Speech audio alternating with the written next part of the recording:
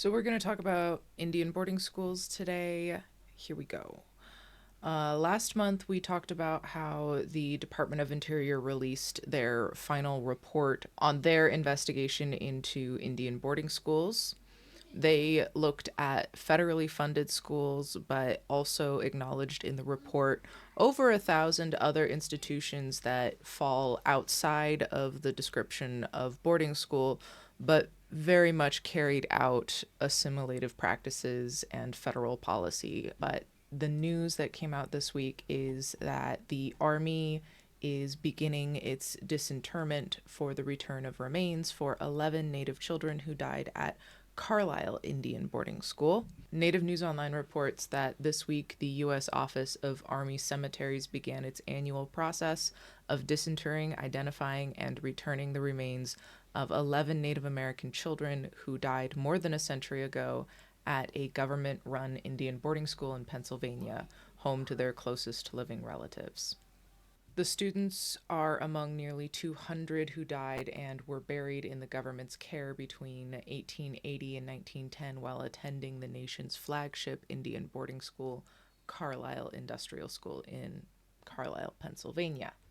So, my dad works in repatriation for our tribe. I've talked about this in the past, but if you're just joining us, hi, my dad's name is Bob Sam, and he has consulted on parts of the repatriation process for Carlisle. My dad was interviewed about his work on it back in 2018, so this is a long process. One other thing that I would like to point out is how Carlisle Indian Boarding School has long since been thought to be the first Indian boarding school in the United States. However, documents were recently found and were reported on in October of last year.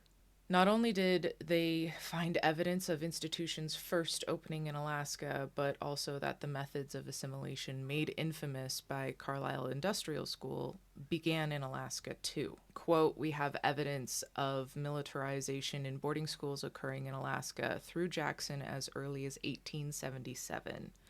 Usually that's something that's attributed to Carlisle. The problem is that Carlisle opened 2 years later, which means militarization of boarding schools was something that not only started with the church, but the church within Alaska. Not only did the schools begin in Alaska, they also persisted for much longer. Sheldon Jackson, a Presbyterian missionary with ties to Carlisle's eventual superintendent, Richard Pratt, first came to the state on a mission in 1877, and by 1878, he had founded the Sitka Mission to assimilate Alaska Native boys, the precursor for the Sheldon Jackson College a year before Carlisle opened, according to the Alaska Native Knowledge Network. Sitka is the town that my father's family is from and I grew up in. So the more information that is being uncovered and the more that's being researched, the more personal this becomes. Now, there still is a really long way to go when it comes to acquiring records and researching more.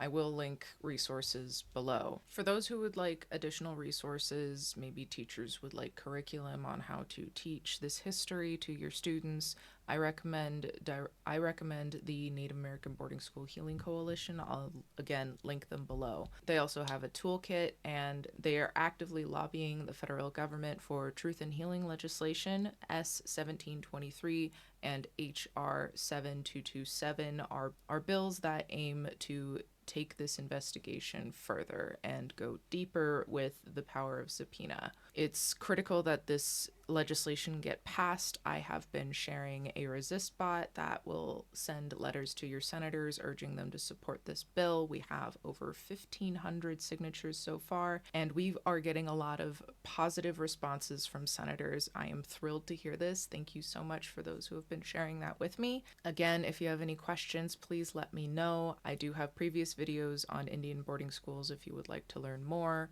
And that's all I have for you today. I am getting ready to go home to Alaska, and this is probably going to be my last YouTube video before I go. So I will see you when I get back, and I will have lots of Sitka content for you. I'm going to go spend time with my dad, and I will see you when I get back. Okay, bye.